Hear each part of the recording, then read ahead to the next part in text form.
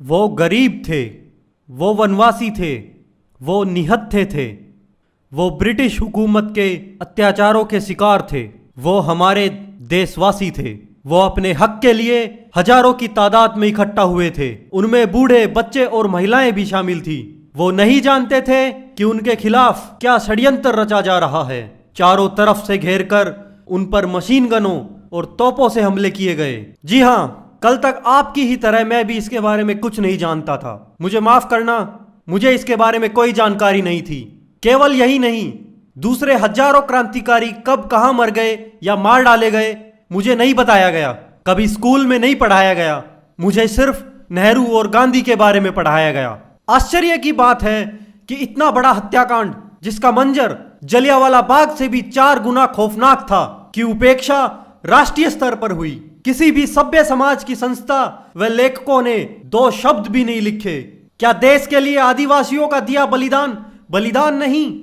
आर्थिक, सामाजिक व शैक्षणिक दृष्टि से भले ही इस जनजाति को पिछड़ा माना जाता रहा हो, मगर आत्म स्वाभिमान की दृष्टि से यह क्षेत्र कभी 19 नहीं रहा। आत्मगौरव की रक्षा के लिए प्राणों का बलिदान करने का जज्बा इस क्षेत्र की माटी में हमेशा रहा है। इसका सबसे बड़ा गवाह है मानगढ़ धाम। जी हाँ, हम बात कर रहे हैं राजस्थान गुजरात की सीमा पर लगते अरावली पर्वत श्रृंखला में मानगढ़ नाम की एक पहाड़ी है। और इसी जगह पर करीब 1 सदी पहले 17 नवंबर 1913 को अंजाम दिया गया एक बर्बर आदिवासी नरसंहार। एक ऐसा नरसंहार जिसको वर्तमान इतिहास में वो स्थान नहीं मिल पाया जिसका वो अधिकारी था। यह एक ऐसी अपरिचित त्रासदी का पर्दाफाश है जो पंजाब के जलियांवाला बाग में हुए नरसंहार से मेल खाती है। 5 लाख से अधिक आदिवासी एक ही लक्ष्य आदिवासियों से कराई जा रही बेगार से मुक्ति प्राप्त करने के लिए आंदोलन कर रहे थे। और इनका नेतृत्व कर रहे थे गोविंद गुरु।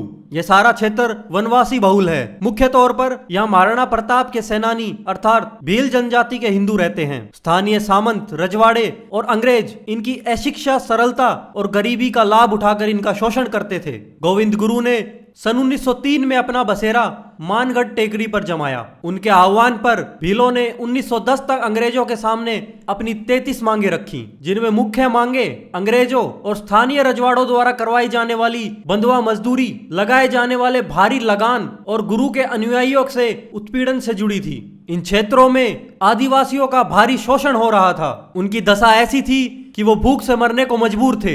ये भगत आंदोलन सामंतों, रजवाड़ों की जड़ों को हिलाने वाला आंदोलन बन चुका था। वे इसे कुचलने का षड्यंत्र रच रहे थे। सामंतों और रजवाड़ों द्वारा गोविंद गुरु को एक खतरा बताकर अंग्रेजों के द्वारा गिरफ्तार कराया, लेकिन आदिवासियों से मिली चुनौती के कारण अंग्रेजों को उन्हें रिहा करना पड़ा। इसका अंत केवल यही नहीं हुआ, इसके बाद आदिवासियों पर अंग्रेजों और सामंतों के द्वारा अत्याचार और भी बढ़ा दिए गए। सामंतों और रजवाड़ों द्वारा भीलों पर हिंसात्मक हमले तो हो ही रहे थे, इसके अलावा भीलों के उन स्कूलों को भी बंद कर दिया गया जिसमें आदिवासी मुफ्त शिक्षा ले रहे थे, क्योंकि जमींदार ये नहीं चाहते थे कि आदिवासी लोग शिक्षित हों और उनके चंगुल से मुक्त हो जाएं। जब अंग्रेजों और स्थानीय रजवाड़ों ने उनकी ये मांगे ठुकरा दी, खासकर मुफ्त में बंधुआ मजदूरी की व्यवस्था को खत्म न किए जाने के कारण भीलों में एक रोष उत्पन्न हो गया। इस क्रूर नरसंहार से 1 माह पहले हजारों भीलों ने मानगढ़ पहाड़ी पर कब्जा कर लिया और अंग्रेजों से अपनी आजादी का ऐलान कर दिया। अंग्रेजों ने अपनी आखिरी चाल चलते हुए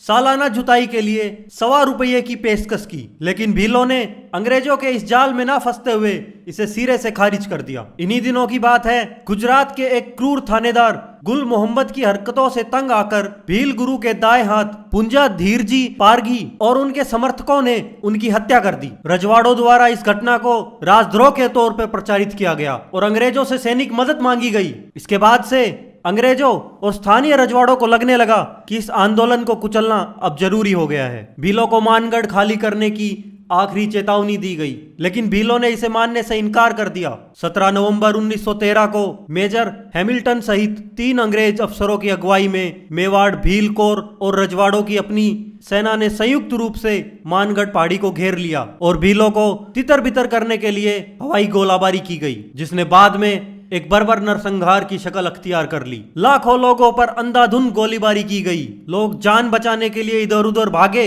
भारी मात्रा में लोग पहाड़ से गिरकर मर गए। कुछ लोग भगदड़ में मारे गए। अंग्रेजों ने खच्चरों के ऊपर तोप जैसी बंदूकें लाद रखी थी, जिन्हें वो एक सर्कल में दौड़ाते थे, जिससे गोलियां चलती रहती थी ताकि ज्यादा से ज्यादा लोगों को मारा जा सके। इसकी कमान अंग्रेज अफसरों मेजर एस बेली और कैप्टन ई स्टाइली के हाथ में थी। कहा जाता है कि इस गोलाबारी में 1500 भील और अन्य वनवासी शहीद हुए। चशमदीदों का मानना है कि इस बर्बर गोलाबारी को एक अंग्रेज अफसर ने तब रोका जब उसने देखा कि मारी गई एक भील महिला का बच्चा उससे लिपटकर दूध पी रहा है।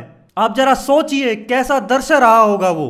10-10, 11-11 साल के बच्चों तक को गोलियां मार दी गई थी। कुछ खुशकिस्मत लोग बचकर निकल गए और घर लौटने से पहले कई दिन तक एक गुफा में छिपे रहे। इस हत्याकांड का खौफ इतना फैल गया था कि आजादी के बाद भी कई दशक तक भील मानगढ़ जाने से कतराते रहे। इस भीषण नरसंहार के बाद इस क्षेत्र को अंग्रेजों द्वारा प्रतिबंधित कर दिया गया, जिसका उद्देश्य था सबूतों को मिटाना और दस्तावेजीकरण को रोकना। लेकिन खून फिर भी खून है, कतरा भी गिरेगा तो जम जाएगा। और इतिहास में जो तारीखें शहीदों के खून से रंगी होती हैं वो मिटती नहीं हैं। इस नरसंहार में बड़ी संख्या में भील जख्मी हुए और करीब 900 लोगों को जिंदा पकड़ लिया गया। ये वो निडर लोग थे जो गोलीबारी के बावजूद मानगढ़ हिल को खाली करना नहीं चाहते थे। आखिरकार गोविंद गुरु को गिरफ्तार कर लिया गया, उन पर मुकदमा चला और उन्हें आजीवन कारावास में भेज दिया गया। उनकी लोकप्रियता इतनी बढ़ चुकी थी कि सन 1919 में अंग्रेजों को उन्हें हैदराबाद जेल से रिहा करना पड़ा। लेकिन अपने डर के चलते अंग्रेजों ने उन पर यह रोक लगा दी कि वो उन रियासतों में प्रवेश नहीं करेंगे जहां उनके समर्थक हैं। गोविंद गुरु के सहयोगी पूंजा धीर जी को आजीवन कारावास की सजा सुनाई गई और उन्हें काला पानी भेज दिया गया। उस नरसंहार में मारे गए लोगों के वंशज आज भी उस दिन को याद कर उन घटनाओं को गिनवाते हैं। ये अमानवीय हत्याकांड भीलों की स्मृति का हिस्सा बन चुका है। बावजूद इसके राजस्थान और गुजरात की सीमा पर बसे बांसवाड़ा पंचमहाल के सुदूर अंचल में दफन यह ऐतिहासिक त्रासदी भारत की आजादी की लड़ाई के इतिहास में गुम हो जाती है। आदिवासियों के जलियांवाला बाग हत्याकांड के साथ ऐसा सौतेला व्यवहार क्यों?